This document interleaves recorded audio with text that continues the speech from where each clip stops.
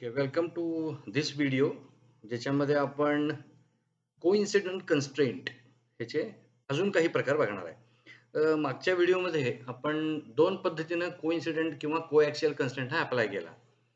तर पहिला प्रकार असा आपण बघितला की एक एज आपण पिक केली, साधारण ही एज आपण पिक केली, आता मी जे हायलाइट करतोय ती, आणि ह्या सिलेंड्रिकल सरफेसचा ऍक्सिस आपण पिक केला.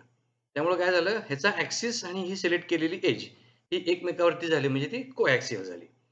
दुसरा प्रकार आपण बघितला ह्यातला की कोइन्सिडेंट कन्स्ट्रेंट पिक करून मी जर हा फेस आणि दुसरा एखादा फेस जर मी पिक केला, ते दोन्ही फेसेस कोप्लेनर होतात. आता त्या कोप्लेनरिटी मध्ये देखील दोन व्हेरियंट्स आपण बघितले.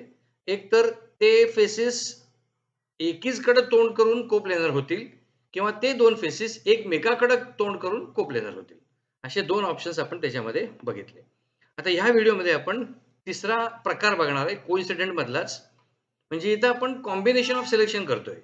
म्हणजे combination may be edge and axis, combination may be two planar faces, combination may be one line and another line, I mean one edge and another edge, किंवा एजचा एखादा कॉर्नर पॉईंट आणि दुसऱ्या एका ऑब्जेक्टच्या एजचा दुसरा कॉर्नर पॉईंट.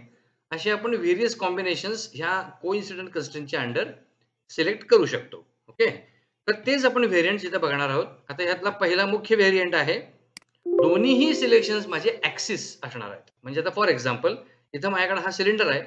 ह्या सिलेंडरच्या सरफेसवरती मी जर कर्सर नेला तर मला त्याचा ॲक्सिस हायलाइट झालेला दिसतो. तर मी हा ॲक्सिस पिक करणार आहे. आणि सिमिलरली हे जे सिलेंड्रिकल होल आहे त्याच्या सिलेंड्रिकल सरफेसवरती देखील जर मी कर्सर नेला तर मला त्याचा ॲक्सिस मिळतो. असे एकूण दोन ॲक्सिस मी इथं पिक करतोय. ते दोन्हीही आता कोॲक्सियल किंवा कॉन्सेंट्रिक किंवा कोइन्सिडेंट होणार आहेत. आता हे बघा कसं होईल, अपडेट करतो. तर हे दोन्हीही ॲक्सेस एकमेकावरती राईट झालेले आहेत. हे जर मी इथे वायर फ्रेम मोडमध्ये जर बघितलं तर मला हे दोन्ही सिलेंडर एका रेषेत, म्हणजे दोन्ही सिलेंडरचे ॲक्सिस हे एका रेषेत झालेले दिसतील. So this is the effect when coincident or coaxial constraint is applied between axes of two cylindrical objects. पुन्हा एकदा हे दाखवतो म्हणजे लक्षात यायला बरं पडेल. कोइन्सिडेंट कन्स्ट्रेंट पिक केला, सिलेंड्रिकल सरफेसवरती मी कर्सर नेला, मला ॲक्सिस मिळाला, तो मी पिक केला.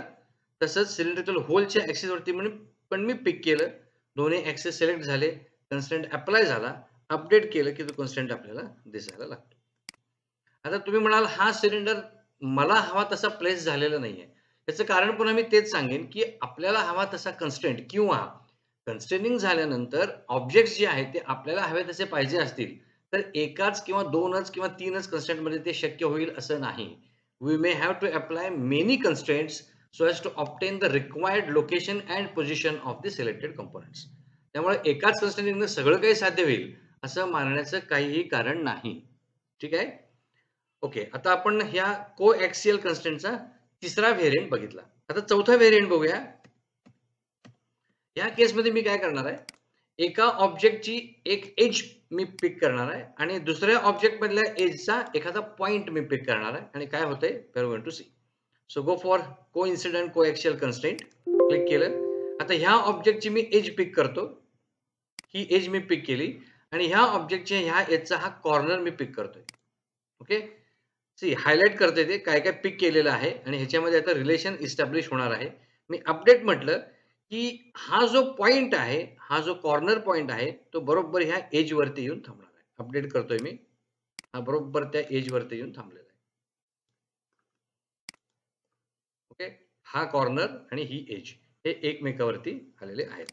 हा कोइन्सिडेंट किंवा कोॲक्सियल कन्स्ट्रेंट आहे. त्यामुळं जे दोन एंटिटीज तुम्ही पिक कराल ते एकमेकावरती येतील असे ऑब्जेक्ट्स शिफ्ट होतात. हे तुम्हाला आता इथं लक्षात आलं असेल. So these are the various variants of this coincident or coaxial or collinear constraint. I hope you have understood this.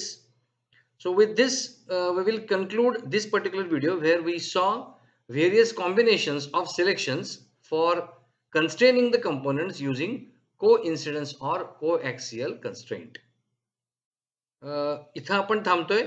पुढचे जे कन्स्ट्रेंट्स आहेत म्हणजे उदाहरणार्थ contact constraints, offset constraints, angular constraint, fix together, हे जे कन्स्ट्रेंट्स आहेत हे आपण पुढच्या व्हिडिओमध्ये बघूया.